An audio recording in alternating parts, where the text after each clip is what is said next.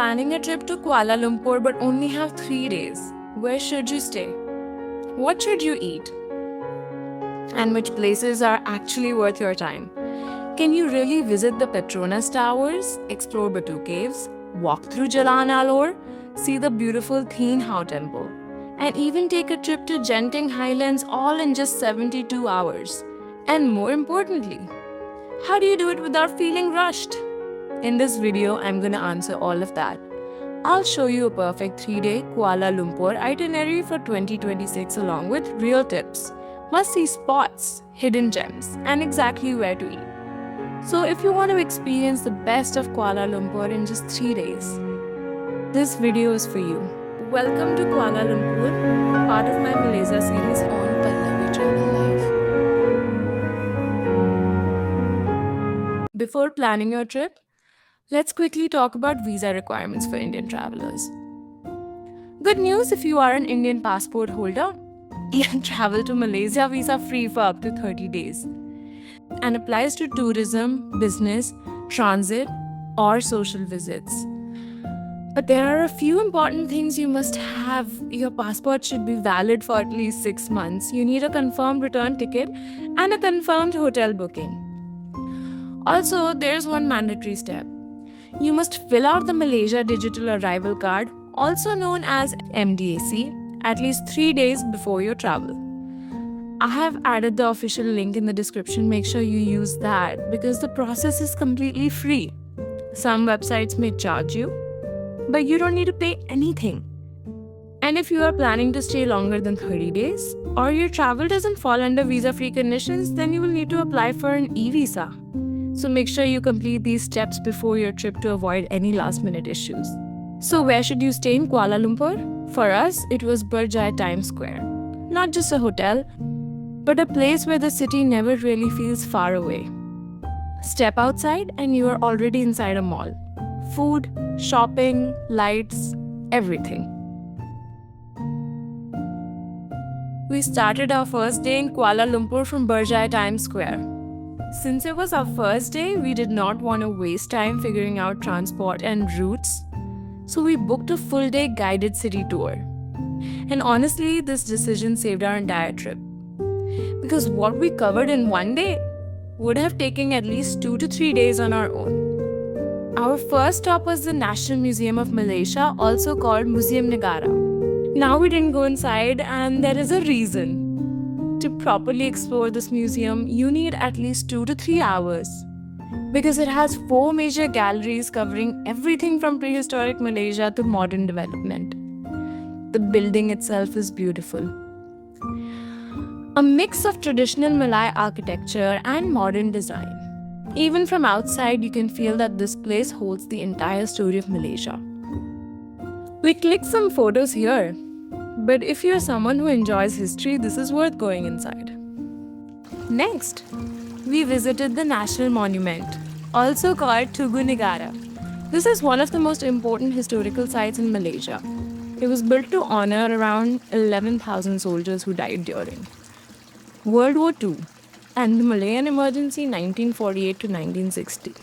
The monument is 15 meters tall and is actually the tallest freestanding bronze sculpture group in the world.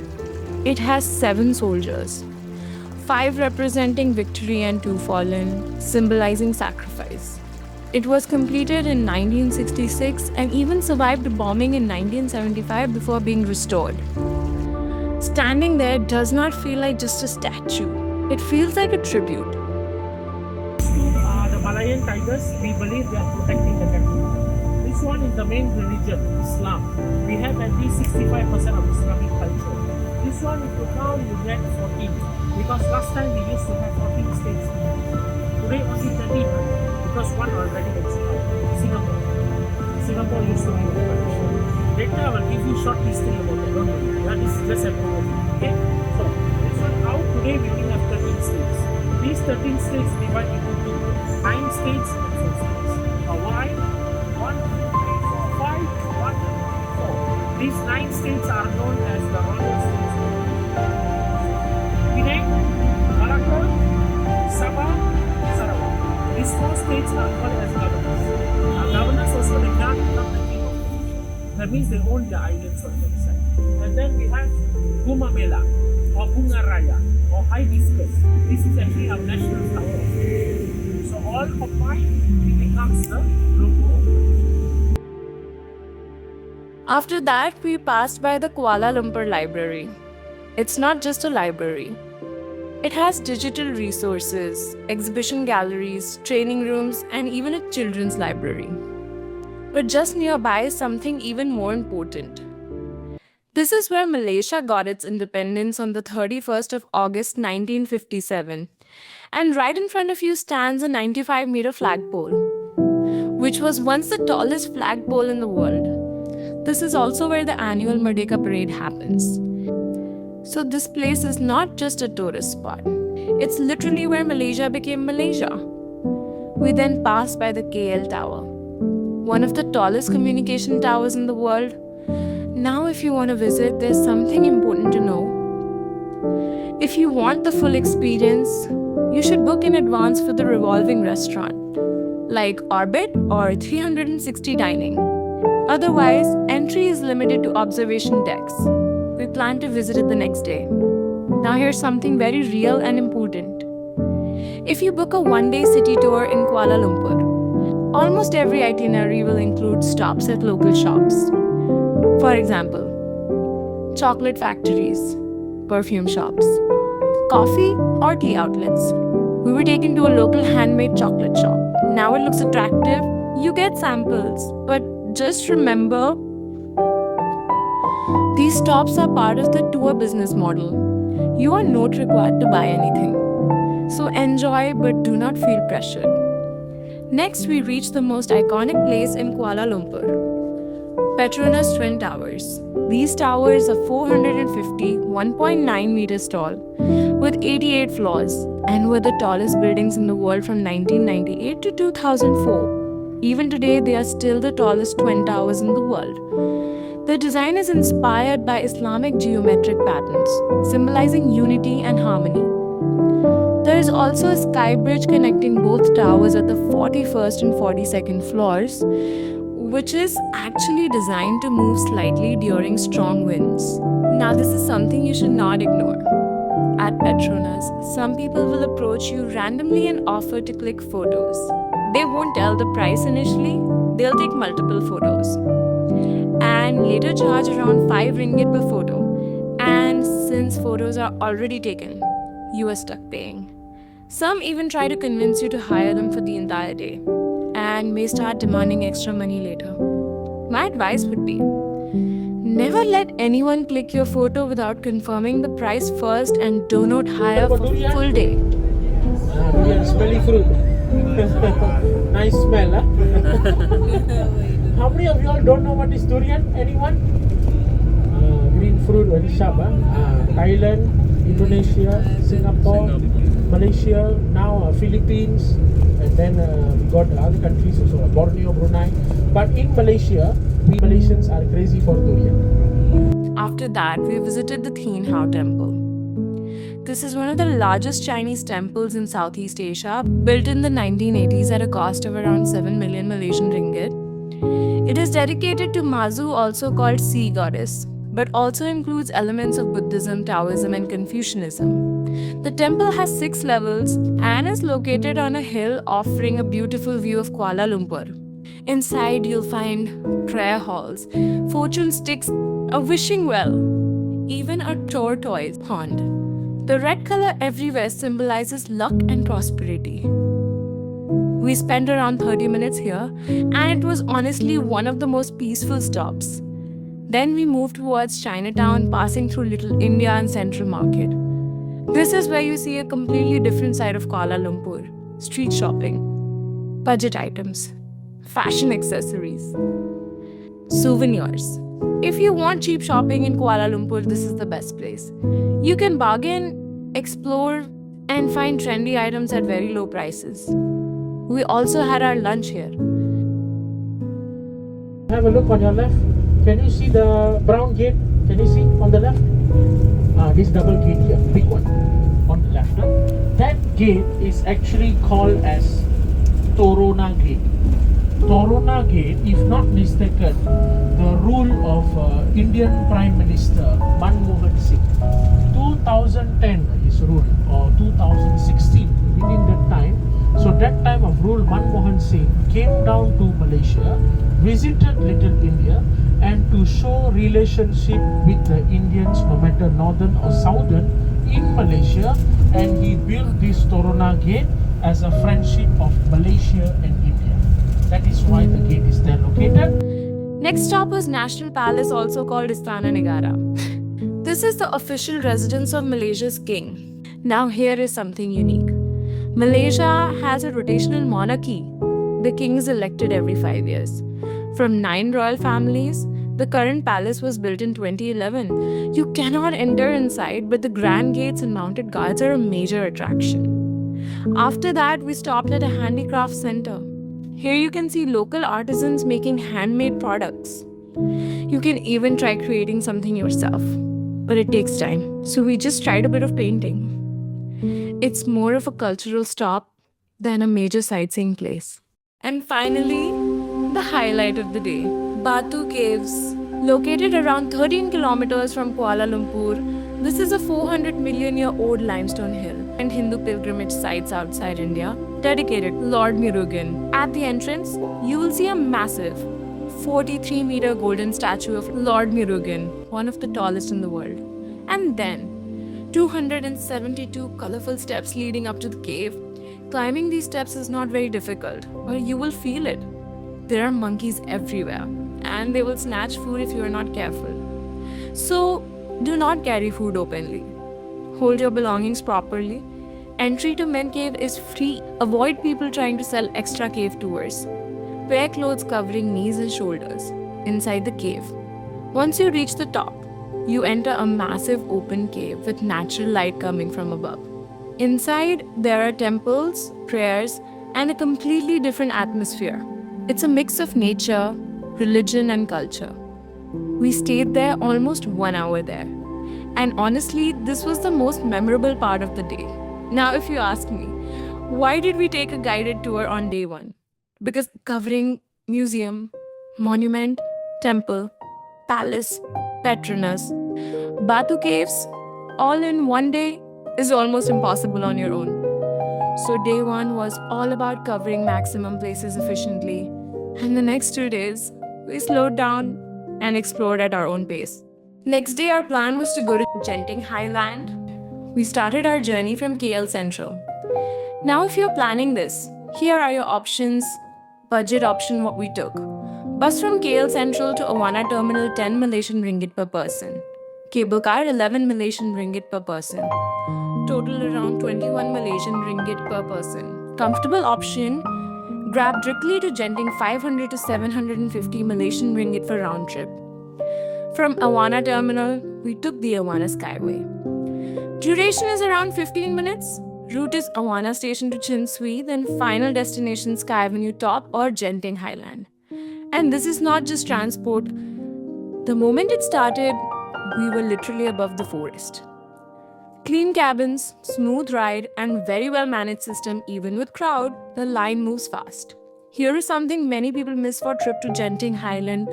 You can stop at Chin Swee Station, explore, and then continue with same ticket, no extra cost. This is 100% worth it. We got down at Chin Swee Caves Temple. And honestly, this place feels completely different from Kuala Lumpur. Located at 4,600 feet above sea level, famous for large Buddha statue, prayer halls, and wishing bell. Direct escalator access from cable car station. Cool breeze, clouds around, and complete silence. You can just sit here for hours. But here are some things you should know before going. Temperature drops suddenly, carry a jacket or shawl. Sometimes escalators do not work due to renovation. Shuttle service runs only limited hours. After spending around 1 hour there, we reached Sky Avenue Station, which is the main entry point of Genting Highlands. And suddenly, everything changed. Welcome to Genting Highlands. From complete silence at the temple to lights, music, and energy everywhere. Important things you should know before going. Height of Genting Highlands approx 1,800 meters above sea level. Temperature here usually 10 to 15 degrees Celsius cooler than Kuala Lumpur. Everything is connected, but expect a lot of walking indoors. So yes, it's cooler, but also more tiring than it looks. From Sky Avenue, we directly entered First World Plaza, part of First World Hotel, houses Scatterpolis Indoor Theme Park, fully indoor, so weather does not affect your plan. Open till late night timings may vary. Scatterpolis ticket 90 Malaysian ringgit per person gives unlimited rides for non-Malaysian. This place is basically a full entertainment hub, not just a mall. Then we moved to Sky Avenue, which is just connected next to it. Here you will find 100 plus international brands, direct access to casino non-Muslims only, popular restaurants like Burger and Lobster Motorino, connected to cable car exits, so you will pass through it anyway. Food here is slightly expensive compared to Kuala Lumpur city. In weekends, it is very crowded. Waiting time for cable car and return can increase. Indoor navigation can be confusing as everything looks similar, so always keep buffer time for coming back.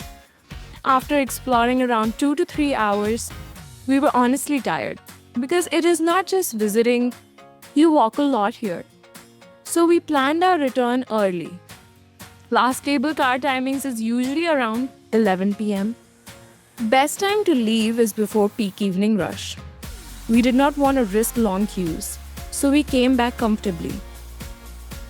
So if you are planning this, keep at least 5 to 6 hours for Genting. Start early to avoid crowd. Do not underestimate walking and fatigue. Because this is not just a viewpoint, it's a full day experience. After 2 action-packed days, first exploring the city and then floating up to Genting Highlands, we decided day 3 was going to be different. No alarms, no rush, just relaxation, retail therapy, and ending the trip with the iconic Kuala Lumpur nightlights. If you're someone who loves the slow morning followed by shopping and breathtaking city views, this day is for you. We started our morning at the hotel pool, just relaxing and recharging. Because honestly, if you keep running every day, you don't enjoy the trip. Since it was our last day, we kept the day for shopping. We went to Berjaya Times Square, which was just near our stay.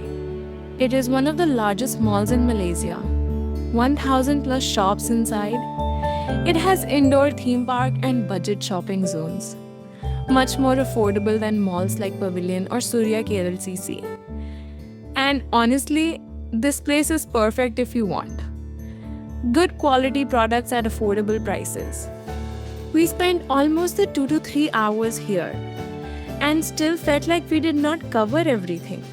Shopping tips: compare prices, that is, do not buy from first shop. Bargaining works in smaller stores. Keep cash for better deals. But we did not stop there. We also wanted to explore something more modern and premium. So we went to the Exchange TRX. It is one of the newest lifestyle malls in Kuala Lumpur. It is spacious, modern, and well designed.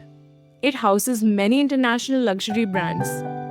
It is less crowded compared to older malls.